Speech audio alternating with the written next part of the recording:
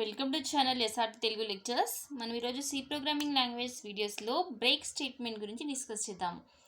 మీకు కనుక వీడియో కానీ నచ్చినట్లయితే ప్లీజ్ ఈ ఛానల్ని సబ్స్క్రైబ్ చేయడం అయితే మర్చిపోద్దు. సో బ్రేక్ స్టేట్మెంట్ అనేది ఎందుకు యూజ్ చేస్తాము అంటే, break statement is used inside the loop and switch case. ఎక్కడెక్కడ యూజ్ చేస్తాము అంటే బ్రేక్ని లూప్స్లో కానీ, like for loop, while loop, do while loop అలాంటి లూప్స్లో కానీ, లేకపోతే conditional making statement switch case ఉంటుంది కదా, ఆ స్విచ్ కేస్లో కానీ ఎక్కడైనా సరే ఈ బ్రేక్ అనే స్టేట్మెంట్ని మనం యూజ్ చేసుకుంటాము. It is use to come out of the loop instantly. ఎప్పుడైతే బ్రేక్ స్టేట్మెంట్ మనకి లూప్లో కానీ స్విచ్ కేస్లో కానీ కనపడిందో అక్కడ నుంచి ఇమీడియట్గా ఆ లూప్ ఎగ్జిక్యూషన్ స్టాప్ చేసేసి లూప్ బయటకు వచ్చేయడానికి, లూప్ బయటకు వచ్చేయడానికి, లేకపోతే స్విచ్ కేస్ బయటకు వచ్చేయడానికి ఈ బ్రేక్ అనే స్టేట్మెంట్ని యూజ్ చేస్తామంటే, లూప్ ఎగ్జిక్యూషన్ కానీ ఆ స్విచ్ కేస్ ఎగ్జిక్యూషన్ కానీ ఇమీడియట్గా అక్కడ నుంచి స్టాప్ చేసేసి out of that switch case or out of the loop execution అవ్వడానికి ఈ బ్రేక్ స్టేట్మెంట్ యూజ్ చేస్తారు.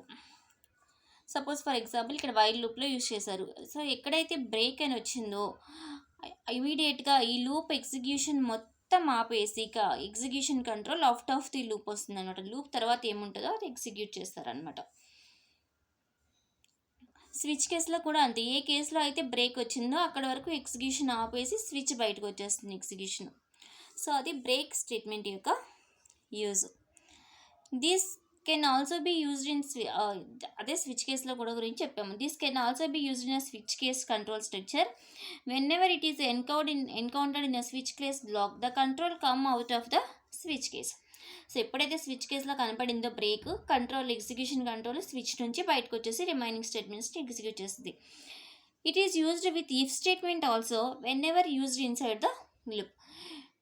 ఇఫ్ లూప్ లోపల యూజ్ చేసుకుంటే, ఇఫ్ అనేది మనం లూప్లో యూజ్ చేసుకుంటే, సో ఈ బ్రేక్ స్టేట్మెంట్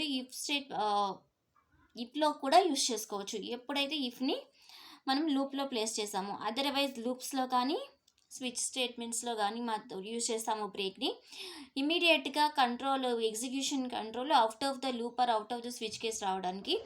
ఒకవేళ ఇఫ్ స్టేట్మెంట్ లూప్ లోపల యూజ్ చేస్తే అప్పుడు మనం ఈ బ్రేక్ని ఇఫ్లో కూడా యూజ్ చేసుకుంటాము. సింటాక్స్ వచ్చేసి simple break semicolon. Flow chart ఎలా ఉంటుంది, సపోజ్ లూప్లో రాస్తున్నాం అనుకోండి, కండిషన్ ట్రూ అయితే body of the loop execute అవుతుంది కదా.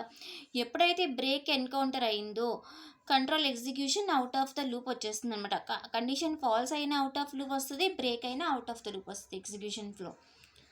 Example, while n less than or equal to 100 printf %d అంటే n less than 100 అయ్యే వరకు, suppose n equal to some 50 అనుకోండి, sorry n equal to some 1 అనుకోండి.